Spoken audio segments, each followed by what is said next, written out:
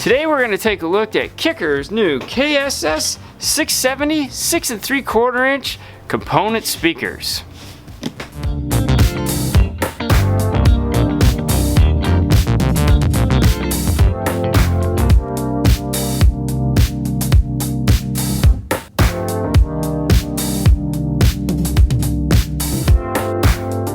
Now Kicker has decided to upgrade their whole KS line for this year, and it's quite impressive.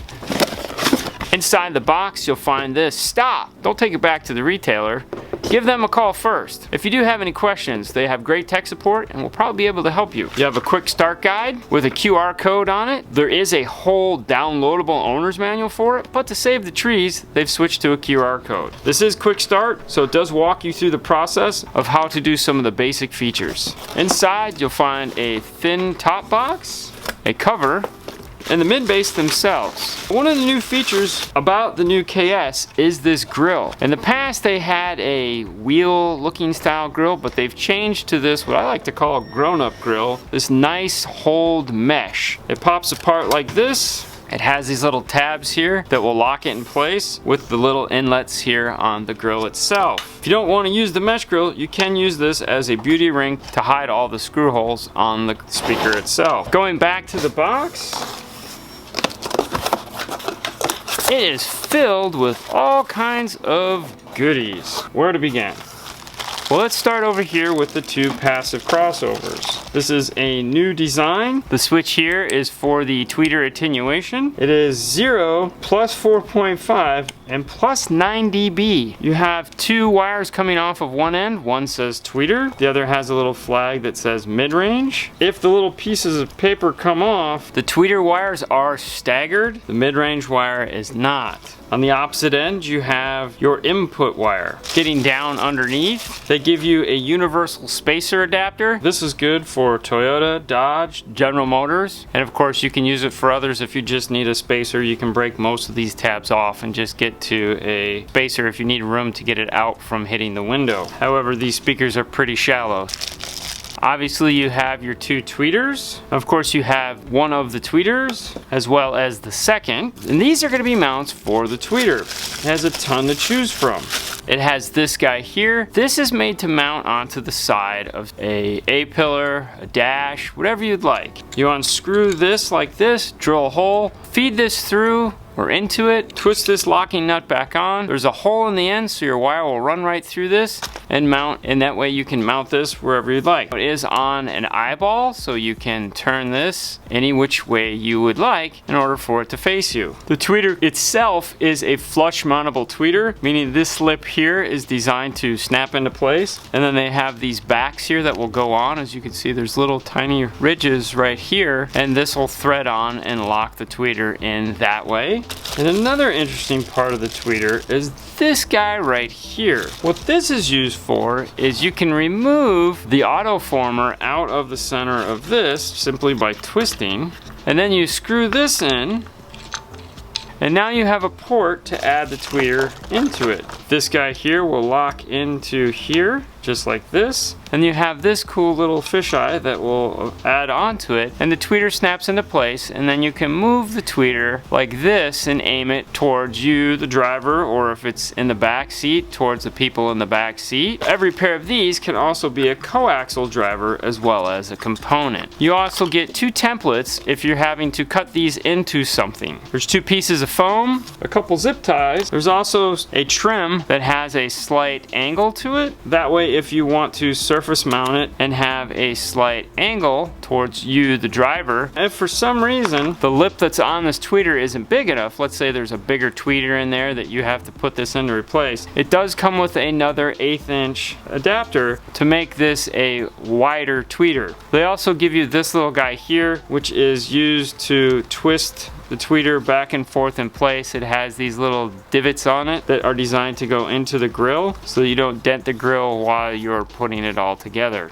So as you can see, there's a ton of different options for the tweeter. It's not just like, here you go, thanks. They also give you a bag of screws and some butyl to hold the mid-range's grill on. A couple tidbits about the speaker. It is a 4-ohm driver. Recommended amplifier power is between 15 and 125 watts. They are 90 dBs of efficiency. frequency with a frequency response of 35 to 21K. It is a silk soft dome tweeter for a smooth sound, a polypropylene cone, as well as a rubber surround. If you'd like to know more about this speaker, some of the finer details, make sure you head over to kicker.com where you can find all the little tiny details about them, as well as if you would like a full printout of the instruction sheet. The car we're working on has a set of older KS speakers in it. Taking a look at the back, you can see that the magnet is about the same size. The basket's very similar. They both give you the option for replacing the tweeter. The cone material is a tad different, and if you'll notice, the voice coil on the newer one is bigger than the previous generation. This is a 6.5 and this is a 6 3/4, which explains why this is wider than this. Turning in sideways and lining up the backs of the speaker, the depth is about the same. The new one may be a 32 of an inch deeper. However, on the front side, you can see where it's really different. This is probably a little bit more than 1/4 of an inch, whereas the new one is definitely 1/8 of an inch. It's super thin and looks really nice. I like that. I also like the new color scheme, although that really doesn't mean much as far as the performance of the driver. The new gold, just really with this new cone material, looks really elegant. Looking at the previous generation tweeter to the newer tweeter, we can see that the newer one is definitely has a smaller footprint, but looking closely at the domes on the tweeters, they look about the same. Part of it I feel has to do with the bigger mounting bracket that they have for this particular tweeter, whereas on the newer tweeter, I think because of all the new mounting options, they were able to thin this down a lot. If you do have this older tweeter and wanted to replace it with the newer tweeter, that would be why they gave us the spacer ring. It would allow you to do that. It will cover up the hole that this would have left behind. Let's take a closer look at the two crossovers, this being the older KS, this obviously being the newer KS. As far as the tweeter attenuation, they both had them on the top, and they were the same, 0, plus 4.5, plus 9. If you pop the top on this, remove the little felt piece, and look down on the circuit board, you can see where it's labeled there. Squeezing this one, removing the felt piece, it's also labeled right there as well. This had the screw down terminals. To reduce the size, this now has wired terminals. And if you were worried about losing those little paper leads, or if whether or not you knew which one was shorter or longer, it also does tell you here on the circuit board, tweeter, woofer, input. When looking at the size, you can see this is definitely a lot smaller, which will make mounting a lot more convenient. Because we had previously installed the KS speakers in the door, we'd already done roadkill on the door. What we just needed to do this time was add in some fast rings so that our mid bass will couple with our door panel. As you can see, the 6 3/4 fit into this bracket wonderfully. The previous mount that we had in this particular vehicle, as you notice, you have your factory grill in the front. We were able to retain this factory mount, but because the tweeter is so small compared to the previous one, we did end up using one of the many adapters that it came with in order to widen out the tweeter. Then we were able to secure it in the same way we had previously done that, which is with set screws around the tweeter. With the speakers in the car now, the last thing I had to do is get that tweeter mounted. It's time to do a polarity test to make sure that all our speakers are moving the right direction.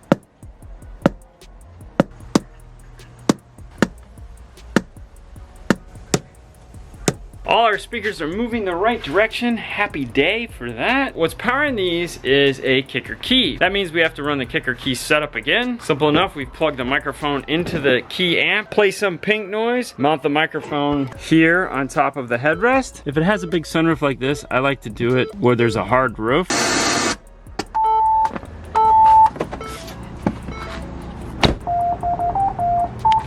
We have the happy sound, which means it is now re-EQ'd. Ford noises drive me crazy. If you do have a kicker key, make sure to hop in and turn the volume down before you press the magic button. Let's take a listen. The reason why you want to turn the volume down is as soon as you hit that button, it'll blare you out of the car.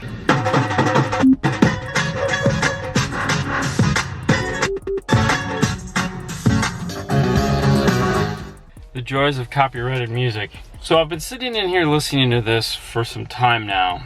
The takeaway, these tweeters are louder than those tweeters. Now we have them set up at the same 4.5, those were at 4.5, but these are definitely more going on than those had. And it's a good thing. I'm not a crazy tweeter guy by any stretch of the imagination. These are doing, compared to what those are doing, it's definitely more active, more, yeah, it's just more. But it's all the good more that you would hope for in a tweeter. Extremely tight for a silk soft tone. You're getting a really nice response out of these. It's very fun tweeter. The mid bass is,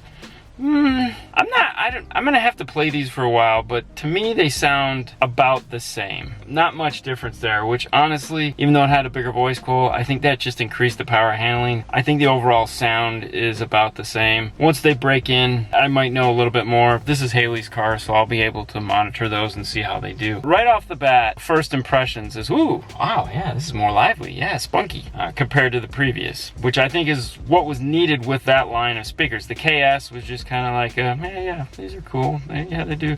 But these have spunk and character and pizzazz that the other line didn't. Thinking that if you like that, then you're gonna love these. And they get loud. Oh my God, they get loud. They get way louder than the previous KS. I don't know what the efficiency was on the other KS, but these definitely are a lot louder, which Haley's gonna love. With that being said, I'm definitely a fan of the new KS. Everything that made the old KS, these are so much better. And with that, we're done for tonight. Fernando, you ready to go home?